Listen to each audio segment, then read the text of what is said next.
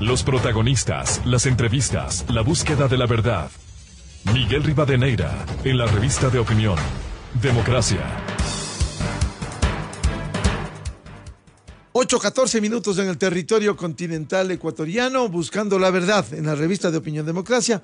Queremos abrir un espacio para abordar esta invasión de Rusia de un personaje que quiere prolongarse en el poder. Lo inició en Rusia Vladimir Putin desde comienzos de este siglo y ahora constituye una amenaza para Occidente, una amenaza para el planeta, una amenaza para las democracias, lo que ha hecho esta invasión.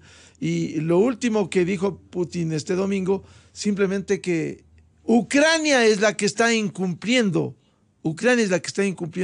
cuando se busca un espacio humanitario para sacar a las personas que nada tienen que ver con la guerra. Esta mañana en Teleamazonas, el embajador de Estados Unidos en Quito, Michael Fitzpatrick, hizo un anuncio respecto de que hay que rechazar en el planeta lo que hace Putin y también tratar de fortalecer la democracia. Por favor. La guerra de Putin es responsable de todo esto.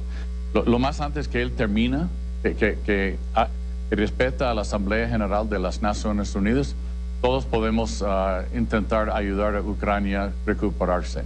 Mientras tanto, hay que pensar globalmente, pero actuar localmente. ¿Qué quiere decir en esto? En primer lugar, a nivel global, el rechazo, el repudio es total. No hay debate en el mundo. Este es el problema. La culpabilidad está en las manos de Putin. ¿Cómo responder nosotros? La democracia en todas partes está bajo riesgo en Europa, acá. Entonces, una sugerencia es actuar localmente. No se puede ayudar directamente quizás a los ucranianos, pero a los ecuatorianos. Defender y fortalecer la democracia acá. Rusia que sigue invadiendo, sigue bombardeando centros civiles, hospitales, centros de niños, refugiados, etc. Lo que queremos hacer es apoyar a Ucrania y defenderse, nada más. Nadie ha entrado a territorio de Rusia. Es Rusia que está invadiendo a Ucrania y impulsando a gente de otros países. Mientras tanto, el impacto en todos los órdenes, social, económico. En el económico, este lunes, el precio referente del Mar del Norte, el Brent en el petróleo, está los $140, algo que realmente impacta en la economía del planeta. Quiero dar la cordial bienvenida al colega periodista Jorge Ortiz y al catedrático y académico doctor Jorge Salles. ¿Cómo enfrentar este momento, Jorge, en condiciones en donde Putin sigue inclaudicable en esta invasión por sobre los derechos de las personas? Buen día, Jorge. Jorge Ortiz, por favor. Jorge Ortiz. Gracias, Miguel. Buenos días, gracias. Perdón. Me gusta estar contigo, Jorge, también. A ver, el problema es que no está muy claro hacia dónde quiere ir el presidente Vladimir Putin, ¿no? Inicialmente, por el ataque que hizo los primeros días, parecía que él tenía solamente dos objetivos. El primero, capturar, matar al presidente Volodymyr Zelensky, a su Estado Mayor, y poner un gobierno títere, que es una fórmula que Rusia ha aplicado muchísimas veces a lo largo de su historia, especialmente durante los 3/4 de siglo del Imperio Soviético. Y por otra parte, lo que quería es unir por tierra el Donbass, es decir, estas provincias separatistas, Donetsk y Lugansk, que están en el extremo oriental de Ucrania, en la frontera con Rusia, unirlo con la península de Crimea, que en este momento es un territorio ruso separado del resto. Parecía que hasta ahí iba y hacia ahí apuntaba el ejército ruso, los desplazamientos del ejército ruso. Pero esos ataques, muy en el estilo de los Blitzkriegs alemanes, la guerra relámpago de Hitler durante la Segunda Guerra Mundial, fracasaron. Parece que sobreestimó a ese ejército, subestimó al ejército ucranio y creyó pues que el pueblo ucraniano recibiría a los rusos como libertadores. Se equivocó totalmente Putin. Y entonces ahora hay una segunda etapa de la guerra que está haciendo ataques masivos con artillería contra blancos civiles, destruyendo las ciudades, matando población civil, en el mismo estilo de lo que hizo Putin en Grozny en las dos guerras chechenias, que la capital chechena la arrasó con artillería, y también lo que hizo en Alepo en la guerra civil siria a partir de 2015, la destrucción masiva para obligar a una especie de rendición incondicional.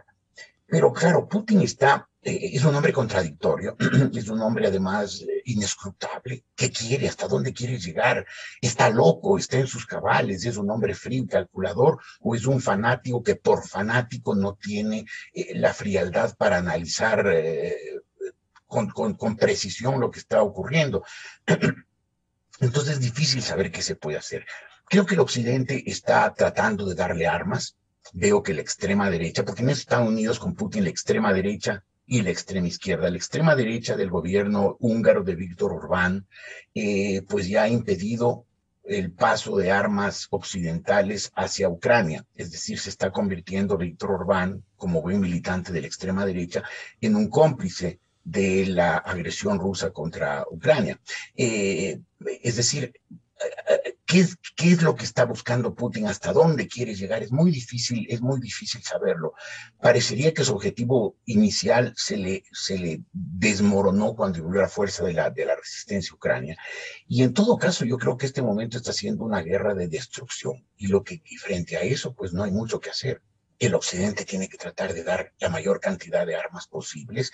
Hay que tratar de presionar a la opinión pública, aislar a la extrema derecha como la de Víctor Orbán y de los partidos racistas y xenófobos de Europa, y a la extrema izquierda como Cuba, Nicaragua, Venezuela, los socialistas del siglo XXI que tanto lo apoyan y lo corean a Putin, para que en algún momento la opinión pública rusa se levante contra un hombre que los está metiendo en una guerra insensata, violenta, que no va a tener fin, porque el momento que termine la ocupación de Ucrania, la resistencia ucraniana va a ser fuerte, va a ser dura, va a ser constante, va a durar años, y además Rusia va a quedar aislado del mundo con su economía vulnerable y con su prestigio por los suelos.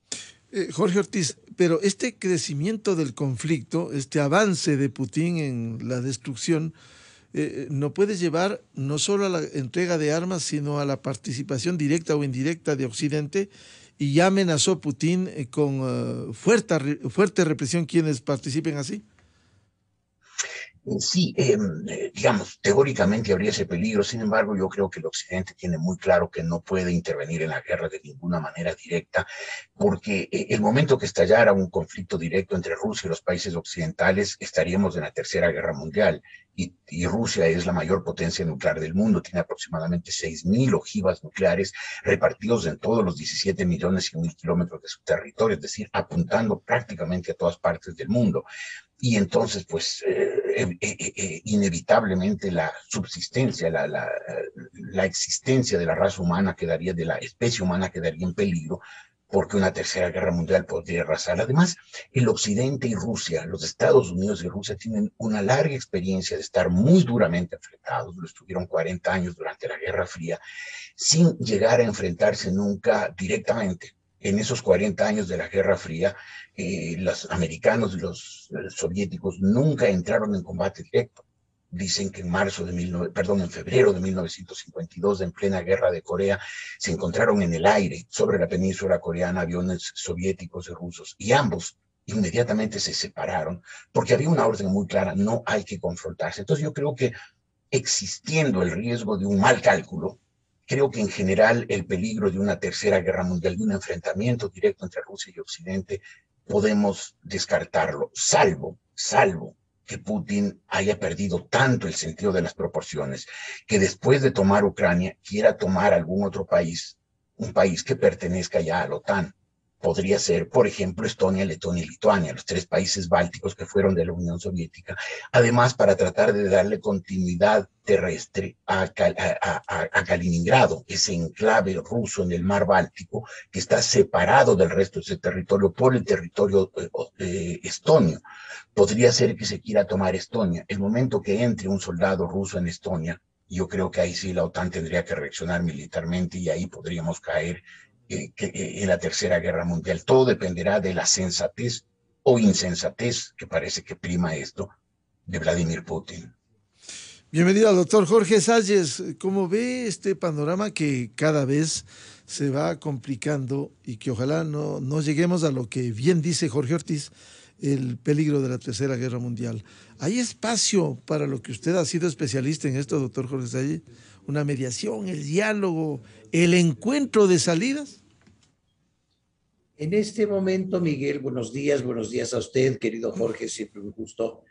En este momento, Miguel, lamentablemente no hay espacio para una acción diplomática tradicional con un líder que evidentemente ha decidido romper con todo lo que la diplomacia, el diálogo, la búsqueda de consensos, de soluciones razonables pudiera representar.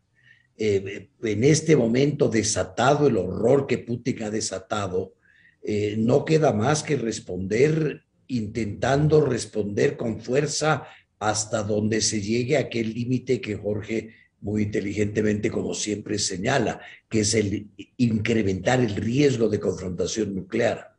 Dicho esto, Miguel, me parece que debemos al mismo tiempo llevar esto hacia donde también llevan las inquietudes intelectuales del campo mío, que es el campo del manejo y la resolución de conflictos, es preguntarnos ¿por qué ha vuelto a suceder esto? ¿Por qué han vuelto a triunfar las fuerzas de la violencia y de la destructividad? Todos nosotros estamos haciendo el ya trillado paralelo con el 1 de septiembre de 1939, al cual hay que agregar otro paralelo, que es el de la crisis de los misiles en Cuba en 1962. Es decir, se nos juntan acá en esta circunstancia dos momentos aterradores de la historia contemporánea. Y tenemos, creo, la obligación moral, intelectual, de preguntarnos si esto es lo mejor que podemos hacer como especie. Yo creo que más allá de preguntarnos qué hacer con Putin y qué hacer si armar o no armar Ucrania, enfrentar o no enfrentar, que son decisiones que la humanidad ha tenido que tomar miles de veces en el pasado, debemos además, por favor, no en contra de, sino además, hacernos estas preguntas fundamentales del por qué y de cómo podemos pensar en términos preventivos, no simplemente reactivos, no simplemente reaccionar a este tipo de circunstancias. Los humanos somos capaces de mucho mejor comportamiento, muchas mejores actitudes de las que con frecuencia desplegamos. Entonces, sin perjuicio de la validez e importancia de los análisis que usted y Jorge estaban haciendo hace un momento, a los cuales si puedo contribuir enormemente, quisiera agregar esta otra reflexión, por favor. ¿Cómo educamos? ¿Cómo criamos? ¿Qué clase de gente formamos? Bueno, la respuesta es que, entre otra gente, alguna de ellas muy buena, formamos Putins. Y hemos formado Hitler, y hemos formado Gengis Khanes, y bueno, la historia es infinita yendo hacia atrás. Y me parece importantísimo que reflexionemos sobre esto. Creamos las condiciones en las sociedades humanas que luego llevan a personas profundamente malformadas o deformadas internamente a conducir a toda la humanidad, como es el caso ahorita, al borde del aniquilamiento. Y eso creo que debemos reflexionarlo, y como hemos conversado tantas veces ya con usted, Miguel, pasa por replantearnos cómo educamos, cómo criamos, qué clase de gente formamos, y no simplemente esperar a que estemos una vez más al borde del abismo para empezar a pensar en que tal vez debamos cambiar las maneras en las que tratamos de llegar a ser plenamente humanos. En todo caso, doctor Salles, frente a este panorama, el rumbo es incierto, con la actitud de Putin, que ha reiterado su decisión, incluso ha amenazado a Occidente frente a la contribución en defensa de Ucrania. ha declarado las restricciones y las sanciones económicas como un acto de guerra, planteando su propia definición de acto de guerra, contraria a cómo la humanidad ha tendido a definir ese concepto, pero los ha declarado acto de guerra. Y en cualquier momento puede decidir que ha adquirido el derecho que curiosamente parece importarle todavía en todo su extraordinario egocentrismo y su absoluto irrespeto por las normas generalmente aceptadas, parece preocuparle el poder tratar de justificar. Fíjese cómo justificó la acción militar como una supuesta defensa de los ciudadanos del oriente ucraniano en rebelión contra el poder central ucraniano, y justificó en supuesta protección de esas poblaciones la invasión. Entonces, pero en cualquier momento se le puede ocurrir una justificación para la peor de las barbaridades que puede cometer, que es precisamente un ataque nuclear. Jorge Ortiz, con estas condiciones que estamos viviendo, con estos anuncios que desde Occidente, desde la OTAN, el propio presidente Biden, esto pudiera fortalecer la defensa de Ucrania, porque el presidente de Ucrania este domingo decía, ayer al menos no encontré ningún pronunciamiento, este domingo, no ha habido respuestas frente a nuestras demandas de ayuda en el planeta. Es obvio que el presidente Volodymyr Zelensky quisiera pues, que se declarara una zona de veto sobre el espacio aéreo ucraniano y que la OTAN se encargara con sus aviones de impedir que los aviones rusos atacaran infraestructura básica ucraniana. Pero hacer eso por parte de la OTAN significaría directamente entrar en una guerra con la Unión Soviética, con Rusia. Y eso evidentemente la OTAN no lo quiere, ¿no? Entonces, lo que puede hacer la OTAN es enviar armas para que el ejército ruso, 200,000 soldados mal equipados, frente a 910,000 soldados rusos bien equipados, pues ese ejército ucraniano haga lo que pueda, resista lo que pueda, pero a mí me parece que dada la disparidad de poder de fuego, es inevitable que tarde o temprano Rusia se apodere completamente de Ucrania y posiblemente lo arrase, lo destruya, mate decenas, centenas de miles de personas, aparte del 1.100.000 que ya han tenido que huir, de ucranianos que han tenido que huir a países vecinos. Entonces, pues me parece que el final de la guerra, si no ocurre un milagro, está marcado. Va a apoderarse Rusia de Ucrania, va a ganar la guerra, pero va a perder la paz. El problema es que Jorge con mucha razón decía qué pasa con nuestro sistema educacional, con los sistemas educacionales que generan los Putin y los de Stalin y los Hitler y los Genghis Khan. Lo grave, mi querido Jorge, es que también los pueblos corean a estos líderes. Entre 1991 y 1999 Rusia fue gobernado por Boris Yeltsin, un hombre afable, simpático, que le gustaba más de la cuenta el trago, que se pasó gran parte del tiempo borracho, pero que trataba de reinsertar a Rusia, después de los tristes años del socialismo, en la comunidad internacional como una potencia pacífica, colaboradora. Y tuvo que llegar Putin en 1999, finales de 1999, y lo primero que hizo para consolidarse como líder de Rusia era declarar mano fuerte y metió a sus tropas en Chechenia, donde hizo una masacre. Chechenia era esta república rusa secesionista, y después repitió la operación en el año 2009. Y a medida que Putin ha lanzado sus tropas, lo hizo en Abjasia, lo hizo en Osetia del Sur, lo hizo en Transnistria, el pueblo ruso más lo siguió a Putin. Entonces también hay un problema de la gente, hay un problema de los pueblos que les gustan estos líderes fuertes. Aquí tuvimos un líder mentiroso y ladrón como Rafael Correa y muchísima gente lo coreó. Y lo mismo pasó con Chávez en Venezuela y con los Castro en Cuba, y lo vemos hoy con Alexander Lukashenko en Bielorrusia. Los pueblos a veces les gusta la mano fuerte, a veces les gusta el hombre que dirige despiadadamente su país. Putin llegó a ser muy popular. Es posible que hoy, a medida que los jóvenes rusos vayan regresando muertos de esta aventura, la gente empiece a reaccionar contra Putin. Pero en un momento dado, Putin era un hombre muy querido en Rusia porque había sido un líder de mano fuerte, que había utilizado el poder militar ruso contra cualquiera que él identificara como enemigo. Yo creo que es muy grave lo que está pasando y espero que Putin no haya perdido el sentido de la realidad. Siempre fue un hombre muy inteligente, muy sagaz. Hoy está demostrando lo contrario, está demostrando graves errores. Por ejemplo, esta subvaloración que hizo del ejército ucraniano y esta sobrevaloración que hizo su propio ejército.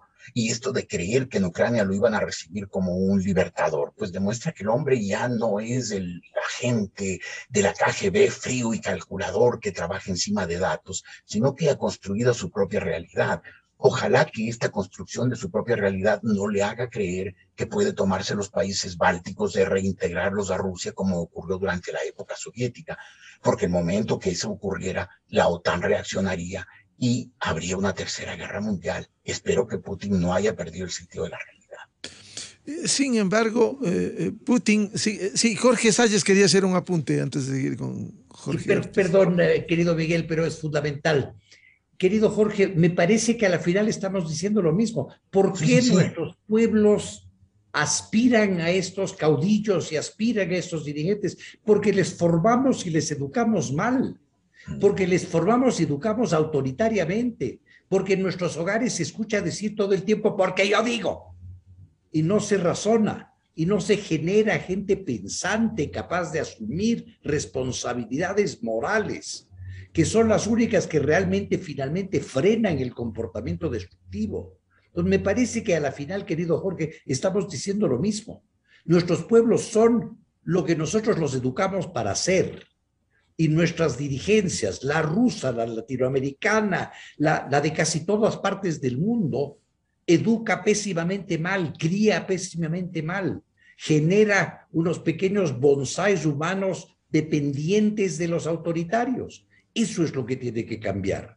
Y por eso invito a que, aparte de que nos centremos en qué va a pasar y qué va a hacer Putin y Estonia y Lituania, todo lo cual es absolutamente válido y lo cual tiene absoluta razón, debemos además pensar en, bueno, por amor de Dios, trabajemos en prevenir este mismo ciclo de destructividad que mostramos los humanos como tan fácil para nosotros. Perdón, Miguelito, pero sí, gracias por... Vamos a concluir este diálogo. Seguiremos convocándoles unas palabras finales de Jorge Ortiz.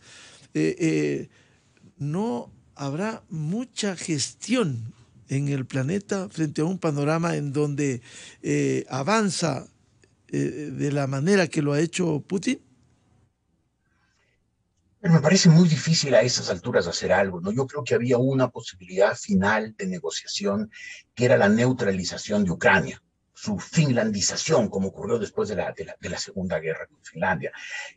Lamentablemente, el presidente Putin tiró por la borda esa última posibilidad al invadir. Yo creo que si Putin se dedicaba a gestionar, hablaba con el presidente Emmanuel Macron de Francia, con Olaf Scholz, el canciller de Alemania, hablaba con el presidente Joe Biden de los Estados Unidos, hablaba incluso con Boris Johnson de la Gran Bretaña, diciéndole, nuestra situación es de convicción de que tenemos que tener una protección, de que tenemos que tener un cinturón territorial que nos separe del occidente, y para eso creemos que es indispensable la neutralización de Ucrania. Yo creo que el presidente Volodymyr Zelensky, sabiendo que la alternativa a eso era la invasión militar rusa, probablemente hubiera aceptado, de manera que Ucrania se hubiera convertido en un país neutral, que no pertenece ni a las organizaciones del Este, es decir, a la Unión Eurasiática, que ha construido Putin muy fallidamente, pero que ahí está, ni a la Unión Europea ni a la OTAN. Yo creo que eso hubiera sido una salida negociada, hubiera evitado la guerra, le hubiera dado a Rusia parte de lo que quería y hubiera dejado al occidente pues tranquilo sabiendo que no hay el peligro de una invasión rusa. Pero Putin se precipitó, se lanzó a la guerra y se lanzó a la guerra de una manera brutal, está arrasando Rusia, Ucrania. De esa manera no hay negociación posible. Putin en este momento es ya lo tendrán que decidir los jueces, pero parecería que es un criminal de guerra que tendrá que algún día comparecer en presencia o en ausencia ante las Cortes Internacionales de Justicia de La Haya como criminal de guerra, porque lo que está haciendo son ataques masivos e indiscriminados contra poblaciones civiles, que es precisamente la forma en que se define a un criminal de guerra. Con un criminal de guerra ya no se puede negociar.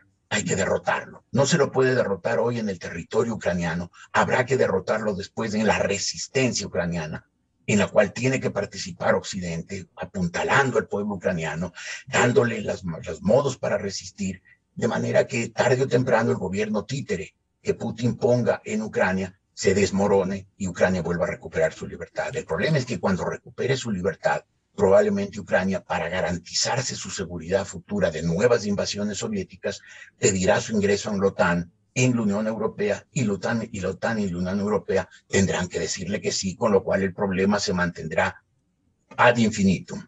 Por lo que vemos y señala Jorge Ortiz, doctor Jorge Salles, esto tomaría años. Por un lado, la resistencia, años, quizás décadas, y por otro, la actuación que se demanda ya de las Cortes Internacionales de La Haya. Perdón, Miguel, tengo que retirarme, les pido mil disculpas, no les mando un abrazo. Te volveremos a convocar. Muchas gracias, amigos. Jorge. Muchas gracias. Hasta luego, gracias a ustedes. Jorge Salles. No, me despedía de Jorge. Allá. Vamos con la opinión sobre lo que le preguntaba. Bueno, sí, lamentablemente, Miguel, lamentablemente una vez que esto es como haber entrado en una resbaladera larga y sin fin, y ya lamentablemente Putin nos precipitó acá, no hemos actuado preventivamente como para evitarlo. Me parece extremadamente valioso el comentario último que hizo Jorge. Recuerda en una anterior conversación nuestra cuando usted me preguntaba si veía cabida para todavía alguna solución negociada, yo le decía que sí, sin hacer predicciones e inclinándome, como reconozco hidalgamente que me inclinaba a pensar que este horror no ocurriría. El camino era la posible neutralización de Ucrania, que ciertamente ahora la podemos ver como algo preferible al horror que está ocurriendo. Pero ya el horror que se ha desatado va a tomar muchísimo tiempo en terminar y encierra constantemente el riesgo de hacerse peor. Hemos entrado en un momento terrible, terrible, Miguel. Ahora, eventualmente yo estoy persuadido que Putin va a sufrir el mismo derrotero que Hitler. Va a terminar mal. Putin, pero ¿cuándo? La pregunta es ¿cuándo? Y ciertamente no va a ser pronto. Tiene todavía el poderío militar, aunque sus fuerzas armadas han mostrado ser mucho menos aptas y mucho menos eficaces y eficientes de lo que ellos mismos creían, pero, como señala Jorge, son gigantescas, están muy bien armadas. La restricción económica tendrá sus efectos, por supuesto, el repudio internacional tendrá sus efectos y la propia población rusa puede reaccionar, está reaccionando incluso mejor de lo que podríamos tal vez haber esperado. Pero vienen días terribles, Miguel, vienen días terribles. Y siempre está la esperanza de que de esta experiencia podamos tal vez aprender más de lo que hemos aprendido de las anteriores. Y me permito repetir, en pensar más profundamente en términos preventivos. Bien, ojalá las gestiones en el planeta sean para parar este horror, esta invasión, esta guerra que lleva a cabo Vladimir Putin contra el pueblo y el territorio de Ucrania.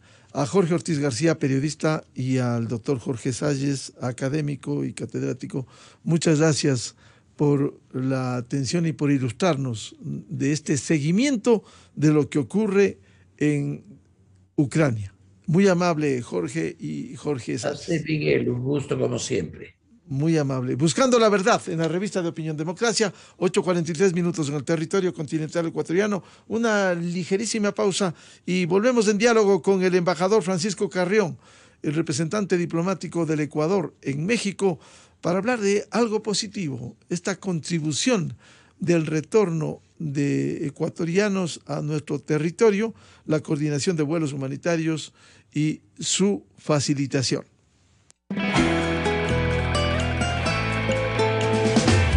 En este maravilloso Ecuador, cada día y en cada esquina, nace el optimismo. Con el joven que ayuda a la anciana a cruzar la calle. Permítame ayudarle, señora. O el conductor que cede el paso al peatón o al ciclista. El protagonista de Ecuador eres tú. Y unidos somos invencibles. Así como en la vacunación, sigamos juntos.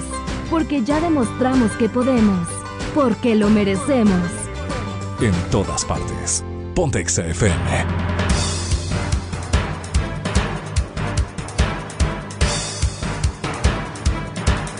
...8:45 en el territorio continental ecuatoriano, buscando la verdad. En la revista de Opinión Democracia queremos saludar cordialmente al señor embajador del Ecuador en México, doctor Francisco Carrión Mena. Lo invitamos a este diálogo para que nos ilustre cómo se ha venido contribuyendo desde su acción, desde el